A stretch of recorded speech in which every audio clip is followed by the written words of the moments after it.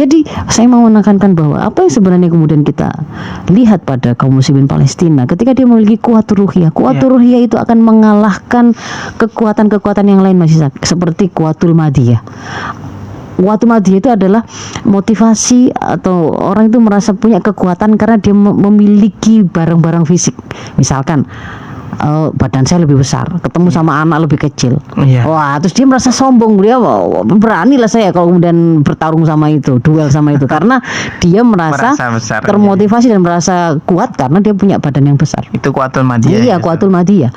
Ada juga kuatul maknawiyah. Mungkin bukan karena dia itu punya persenjataan yang lengkap, bukan karena dia itu punya harta, tapi karena maknawiyah, ada keinginan untuk misalkan dikenang sebagai orang yang baik, dikenal sebagai orang yang akan dicatat oleh sejarah sebagai pahlawan, misalnya begitu ya. Nah, dia tetap mau kemudian melakukan perjuangan tertentu. Tapi itu kalau ketemu sama kuatul ruhiyah, kalah itu masih sakit. Dan itu tidak hanya ditunjukkan oleh kaum muslimin di Palestina.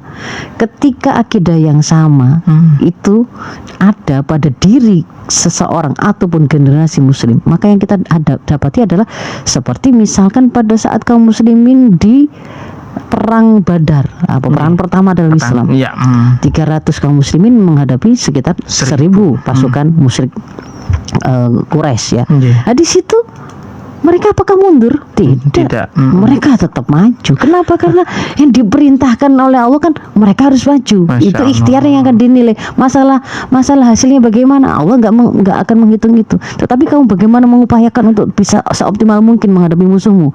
Meskipun musuh kelihatan persenjataan lebih banyak, jumlahnya banyak, logistik lebih banyak, tapi mereka nggak takut. Mereka nggak khawatir. Bukan di situ letak mati atau hidupnya mereka. Kan gitu kan. Jadi nggak menyerah. Termasuk juga ketika perang Ahzab, bagaimana mereka mendapatkan serangan dari sekutu ya kan, bersekutu itu di sekitar Madinah semuanya bersekutu, di dalam Madinah juga ada pengkhianatan. Nah, di dalam itu kemudian kan mereka membuat parit situasi sangat diblokade, sangat berat. Ketika kemudian memukul waktu bikin parit itu, ternyata kan Rasul menyampaikan bisyarah bahwa kita akan membebaskan Konstantinopel dan Roma. Itu tuh pada saat itu. Ketika waktu parit itu padahal kan kondisi kaum muslimin bukan sedang dalam keadaan sedang adidaya kan. Sementara yang disebut akan dikalahkan itu dua negara adidaya. Ya kan, Romawi Persia gitu ya. Yang salah satunya sedang mengendalikan atau menguasai Konstantinopel. Jadi gak ada yang kemudian yang namanya ketakutan gitu loh akan masa depan. Karena bagaimana kita naik pesawat saja ya, ada pilot yang seperti itu sama-sama manusianya. Kita itu loh percaya hidup kita itu kita serahkan kepada dia, kepada pilot itu. Kok kemudian sini Allah yang menciptakan kita, seandainya ada dinosaurus juga kan ya. Hari ini juga misalnya ada hewan-hewan bau besar di lautan itu juga nggak pernah kerepotan ngasih makan. Kok kemudian kita mengkhawatirkan nggak dapat makan yang itu hanya mungkin hanya satu piring, setengah piringnya. Jadi bahwa rahasia kekuatan ketangguhan kaum muslimin itu ada pada awal mulanya adalah pada akidah mereka yang kokoh. Kemudian mereka berusaha untuk hidup dan terikat sesuai dengan apa yang diperintahkan dan dilarang oleh Allah, maka itu menguatkan mereka, begitu kan ya.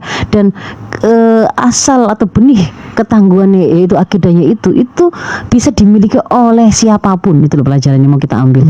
Oleh kaum, oleh generasi dimanapun dan kapanpun. Sebagaimana dulu itu pernah dimiliki oleh kaum muslimin di era-era kegemilangan mereka, itu pun yang bisa kita miliki kalau kita melakukan hal yang sama, membangun kepribadian Islam anak-anak kita, generasi kita, mulai dari penanaman akidah yang kokoh, lalu membuat mereka itu terikat kepada syariah Allah, perintah dan larangan Allah.